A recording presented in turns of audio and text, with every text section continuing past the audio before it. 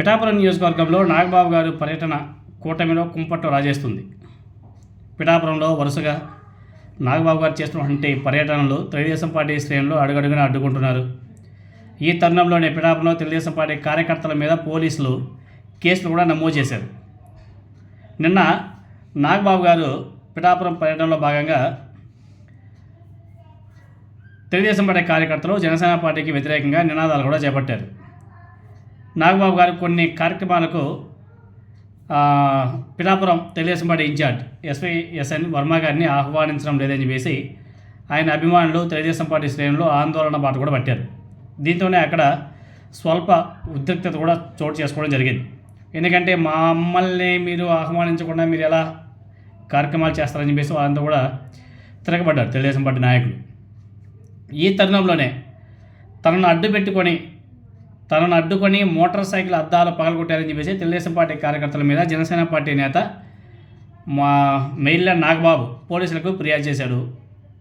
ఇదే సంఘటనలో తమ విధులకు ఆటంకం కల్పించారని చెప్పేసి తెలుగుదేశం పార్టీ కార్యకర్తల మీద పిఠాపురం అడిషనల్ ఏఎస్ఐ జానీ భాష మరో ఫిర్యాదు చేయడం, ఈ రెండు ఫిర్యాదుల మీద గొల్లప్రోలు పోలీసులు వేరువేరుగా కేసులు కూడా నమోదు చేశారు.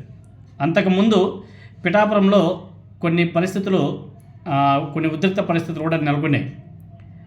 సీసీ రోడ్ల ప్రారంభోత్సవాలకు నాగబాబు గారు వస్తే తెలుగుదేశం పార్టీ జనసేన పార్టీ కార్యకర్తలు బలబలాలు కూడా ప్రదర్శించుకున్నారు. ఒకవైపు జై వర్మ అనేసి తెలుగుదేశం పార్టీ క్యాడర్ జై వర్మ జై తెలుగుదేశం పార్టీ అని చెప్పేసి వాళ్ళంతా కూడా నినాదాలు కూడా చేశారు. దానికి ఎదురుగా జనసేన వాళ్ళు జై జనసేన జై పవన్ కళ్యాణ్ అని చెప్పేసి జన సైనికులు కూడా వాళ్ళ నినాదాలు కూడా చేయడం జరిగింది. సీసీ రోడ్ల ప్రారంభోత్సవాలకు వర్మ గారిని ఆహ్వానించలేదని చెప్పేసి తెలుగుదేశం పార్టీ నాయకులు ఆరోపణలు చేశారు. ఈ టైంలోనే తెలుగుదేశం పార్టీ కార్యకర్తల మీద కేసు నమోదు చేయడంతోనే పిఠాపురం కూటమిలో నాగబాబు గారి పర్యటన కుంపట్టు రాజేస్తున్నాయని చెప్పేసి అక్కడ తెలుగుదేశం పార్టీ నాయకులు అదేవిధంగా జనసేన పార్టీ నాయకులంతా కూడా గట్టిగానే అభిప్రాయం కూడా వ్యక్తం చేస్తున్నారు. ఇలానే కొనసాగితే ట్రెండ్ నెక్స్ట్ రాబోయే ఎన్నికల్లో పిఠాపురం నుంచి పవన్ కళ్యాణ్ గారు పోటీ చేసే అవకాశాలు కూడా లేకుండా పోతాయి అని చెప్పేసి కొంతమంది తెలుగుదేశం పార్టీ నాయకులంతా కూడా మాట్లాడుకుంటున్నారు. ఎందుకంటే వర్మ గారికి ఆపోజిట్గా ఎవరు నిలబడినా కానీ వాళ్ళకి ఈసారి మాత్రం అంటే రాబోయే ఎలక్షన్ మాత్రం గట్టి బొక్క అయితే పడుతుంది.